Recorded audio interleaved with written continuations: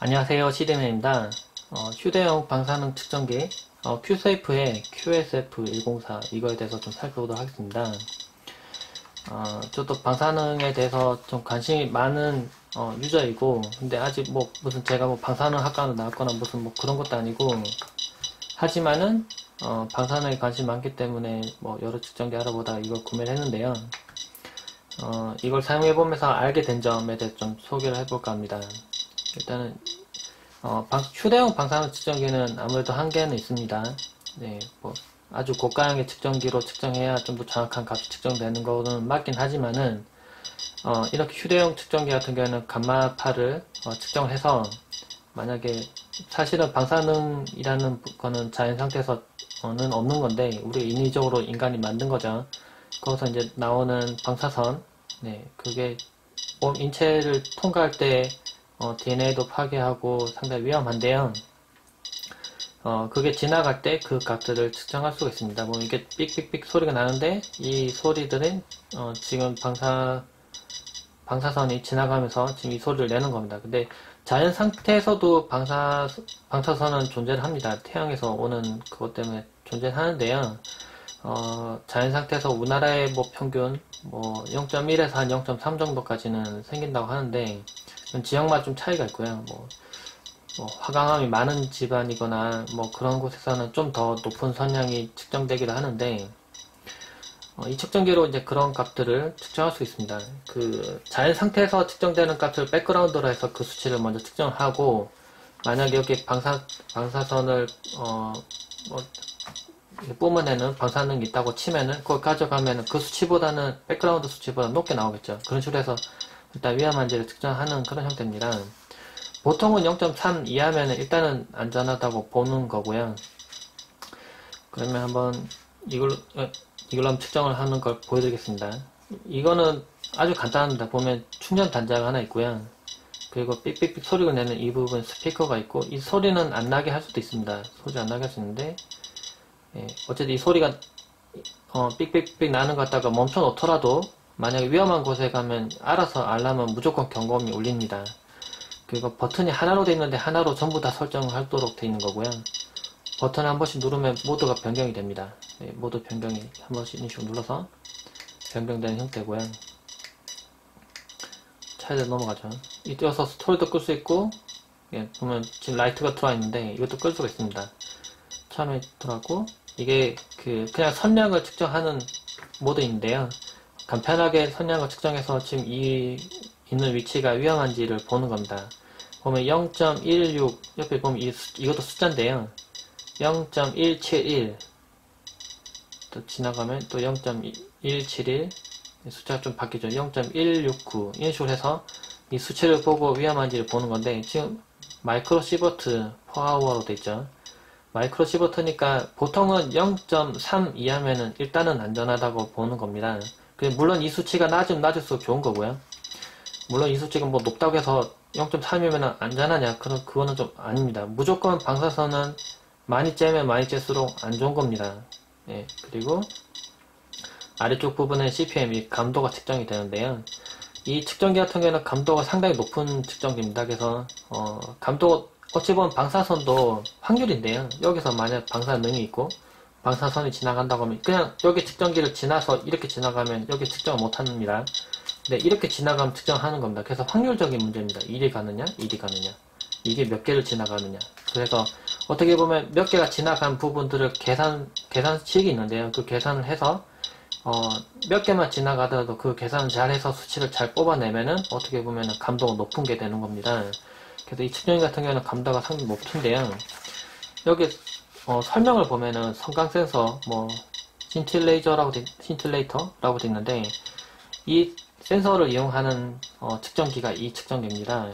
아무래도 그 예전에 사용하는 뭐 튜브 방식인데 그런 측정기보다는 감도도 더 높고요. 그리고 수명도 반영구적으로 사용할 수 있는 그런 측정기입니다. 그러니까 휴대용 측정기도 수명이 있다는 거죠. 근데 이거는 수명이 상당히 깁니다. 거의 반영구적으로 사용할 수 있는 측정기고요. 그냥 단순히 선량을 측정하는 이 모드에서도 지금 보면 이거 P라고 되어 있죠. P는 패스트로 해서 6초 간격으로 측정되는데 설명서에 보면 자세한 설명이 있습니다. 설명서 잠깐 보세요. 이게 보면 설명서도 한글로 잘 설명이 되어 있는데요. 보면은 P라고 되어 있는 부분은 지금 패스트로 F라고 되어 있는 부분은 6초마다 측정합니다. 그냥 6초 동안 측정된 값을 기준으로 해서 수치를 측정하는 거죠. N 노멀 모드로 놓으면 21초 동안의 값을 측정합니다. P로 놓으면은 2분 동안 측정하는 건데요. 물론 제가 지금 P로 바꿨는데 제가 한 번 더 길게 누르면 F로 바뀌죠. F는 6초마다 측정됐죠. 그러면 비교적 방사 능이 있다고 치면 가까이 가서 볼 때 비교적 빠른 시간에 이게 알람이 울려버립니다. 그리고 만약에 지금 여기 뭐 물건이 있다고 해봅시다. 여기 물건이 있습니다. 그럼 여기 값을 측정하는데 물론 오래 올려놓을수록 좋습니다. 그래서 제가 만약에 더 정확하게 측정하고 싶다면은 노멀 모드가 아닌 P 모드로 놓고 제가 여기다 올려놓고 한 뭐 길면 길수록 좋습니다. 1분 동안 뭐 2분 동안 뭐 오랫동안 있다고 치면은 더 정확한 값이 측정돼서 제가 볼 수 있는 거겠죠. 네, 그리고요. 실제로 방사선 이게 그 수치가 올라가는 부분 제 영상 하나 더 올려놓은 게 있으니까 그걸 보시면 되겠습니다. 그리고 다음 모드 넘어가 보면 누적 값을 측정해서 보여주는 게 있는데요. 이거는 계속 카운트를 합니다. 그래서 지금 보면 시간 있죠. 시간 있고 날짜가 있고 월이 있는데요. 보면은 계속 측정을 해서 물론 이게 1년 동안 측정해서 1년 동안 넘지 않아야 되는 수치가 있습니다. 네.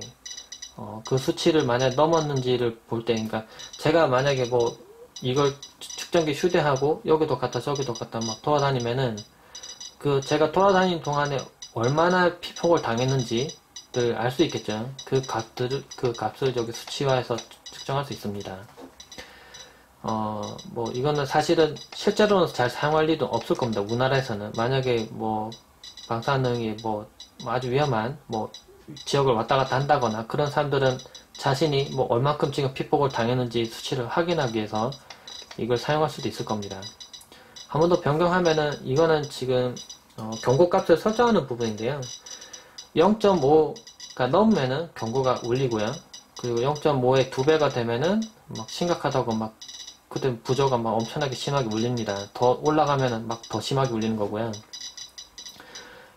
이 수치를 너무 낮게 두면은 반대로 그 안정적인 수치에서도 오히려 경고가 울릴 수 있습니다. 제가 보여드리죠. 제가 길게 눌러서 또 길게 누르고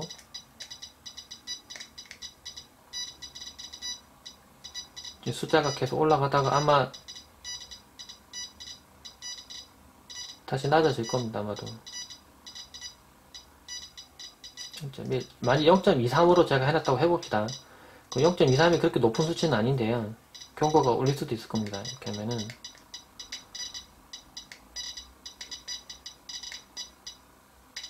0.23이었죠. 지금 0.23이 안 넘는데 제가 만약에 뭐 지금 여기 준비해 놓은 게 있는데요. 이런 걸 가져가 보자. 지금 여기가 생각보다 안정적인 장소라서 지금 0.2도 안 넘긴 안 넘는데 만약에 조금 위험한 장치를 가져가면은 울릴 겁니다. 예, 그러면은 사실은 좀 안정적인 상태인데 울리면은 오히려 혼동을 줄 수 있겠죠. 그래서 제가 그 값을 다시 올려놓겠습니다. 이 값을 0.5로 올려놓는 게 이게 제일 적당합니다. 예, 0.5 정도가 적당하고요. 또 넘겨보면은 이 펄스 모드가 있는데요.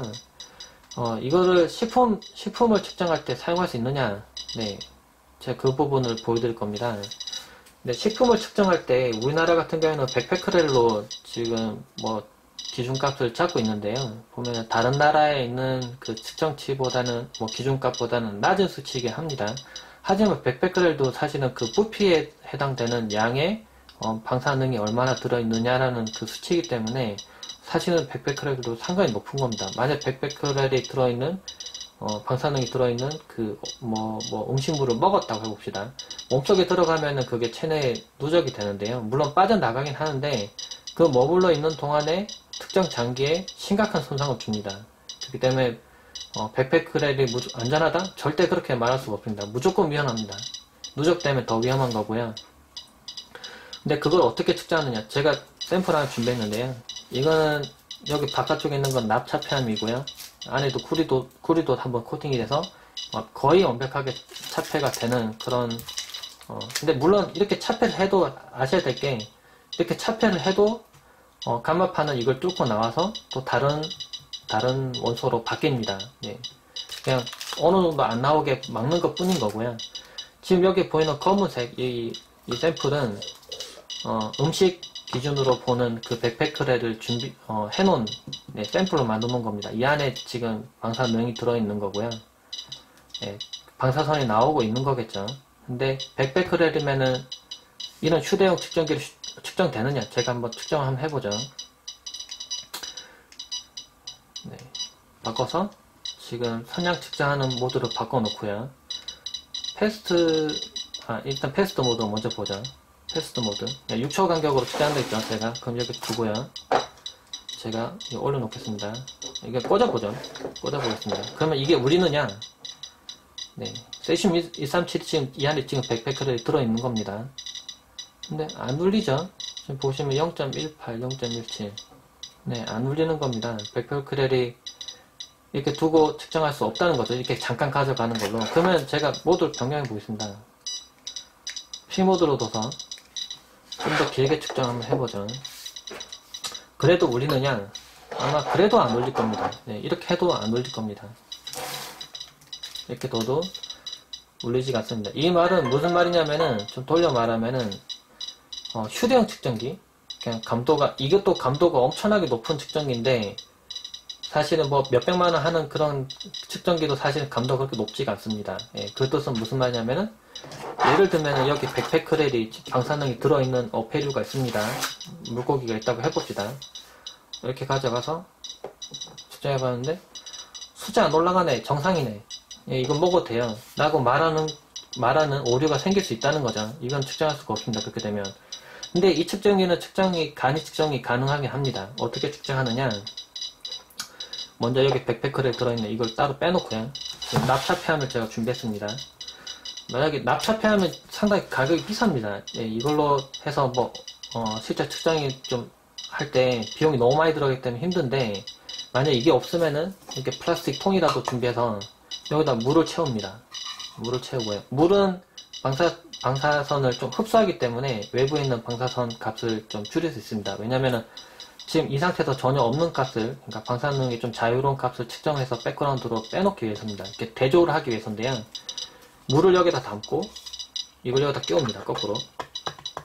네, 이렇게 끼우고요. 누적 선량. 여기 보면 이건 지금 선량 측정한 거죠. 제가 지금 경고고, 여기 보면은 펄스 모드로 제가 바꿔놓습니다. 그 다음에 지금 보면 펄스 값이 지금 제가 오랫동안 좀 측정되어 있는데, 이걸 길게 눌러서 두 번 눌러야 되네요. 여기서 초계를 합니다. 초계를 하고요. 물을 담아놓고 이걸 거꾸로 담아놓습니다. 이렇게 꽂아놓고요. 물을 담고요. 이 상태로 오랫동안 측정을 해야 됩니다. 길게 측정할 수 있으면 길게 측정할 수 있을수록 좋습니다. 하루 측정해도 좋고요.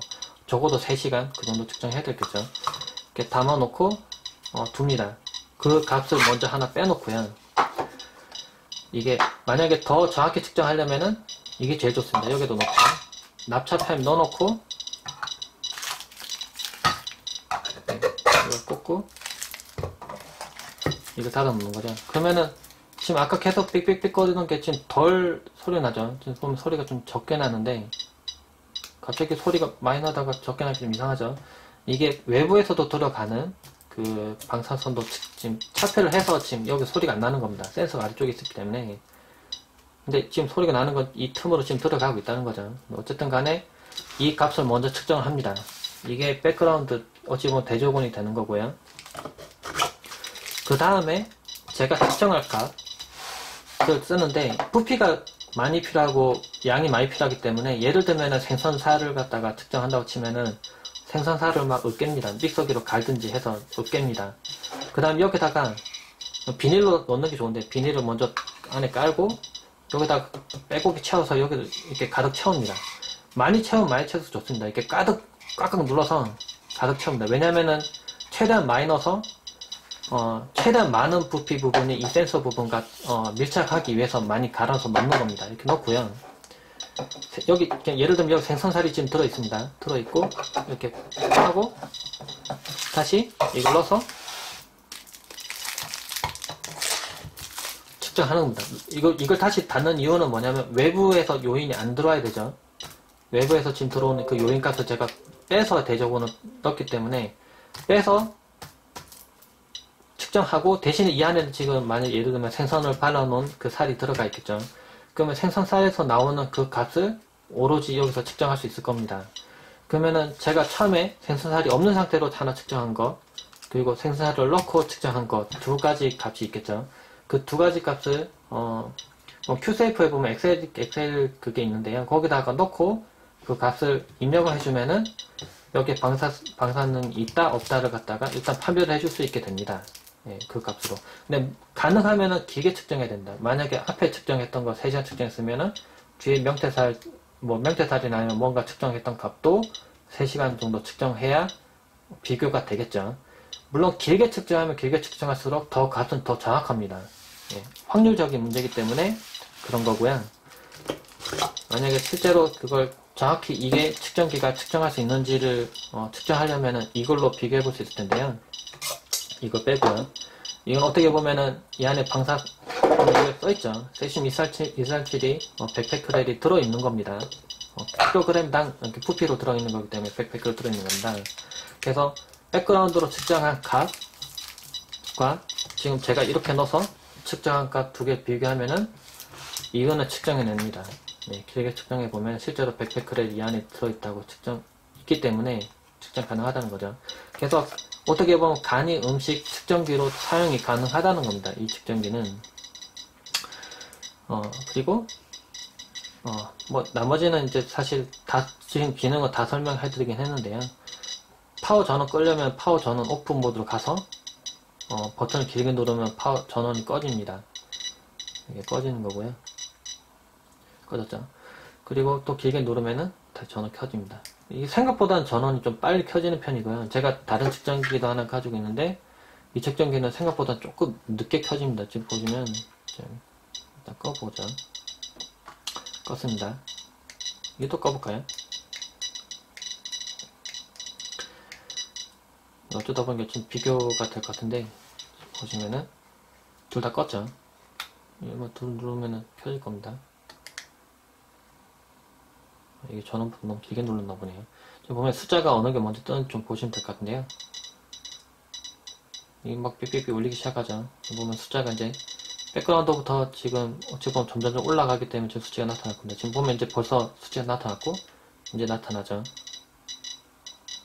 이게 좀 더 빠릅니다. 그래서 경고 같은 거 울리는 부분도 훨씬 더 빠르고요. 제가 비교 영상을 하나 올려놓은 게 있으니까 그것도 참고해서 보시면 될 것 같고,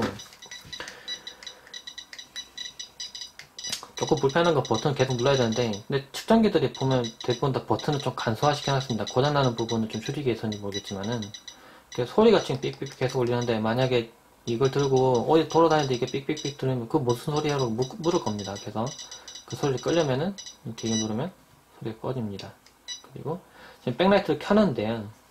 백라이트를 켜면은 뭐 보기 편한 건 있지만은 아무래도 배터리 소모량이 좀 더 많습니다. 이제 눌러서 끄면은 슬립을 해놓을 수 있고요. 그러면 잠깐 켜졌다가 제가 뭔가 안 보고 있으면 자동으로 백라이트는 꺼집니다. 여기서 이제 그 뭐 펌웨어나 뭐 시리얼 넘버 같은 것도 볼 수 있는 거고요. 다시 설명 모드로 넘어왔죠. 제가 지금 대략 알아봤는데 이거를 활용한다고 치면은 두 가지를 활용할 수 있을 겁니다. 그러니까 보면 제가 설명했듯이 그냥 단순 선량과 측정하는 부분, 여기서는 패스트 모드로 가져가서 제가 만약 이게 방사능이 있는지 없는지, 만약 제가 지금 여기 서 있으면 위험할 정도로 수치가 나오는지를 보려면 그냥 이렇게 가져가면 됩니다. 이제 측정할 수 있고요. 그리고 이거는 절대 음식 수치는 측정할 수 없습니다. 근데 물론 이걸로 만약 예를 들어서 여기 생선이 있었는데 가져갔는데 이게 울립니다. 만약에 삑삑삑 울릴 정도가 되면은 여기는 엄청나게 고농도의 방사능 원소가 들어있다는 거죠. 예, 그러면 절대 먹으면 안 됩니다. 그럼 죽습니다. 진짜로. 그건 진짜 위험한 거고요.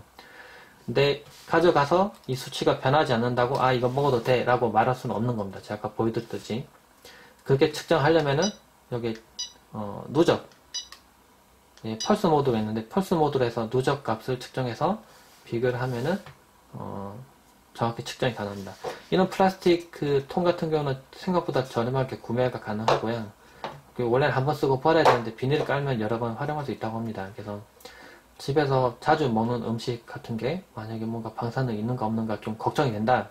그런 분들은 이 측정기로 측정이 가능하니까 아주 비싼 측정기를 사놓으면은 뭐 물론 좋겠지만은 그렇게 할 여유가 보통은 없죠. 저도 없으니까 이런 휴대용 측정기로 그 부분이 가능하기 때문에 참고해서 한번 활용해 보시면 좋을 것 같습니다. 네, 간단하게 큐세이프 휴대용 방사능 측정기에 대해서 살펴봤습니다. 네, 이상입니다.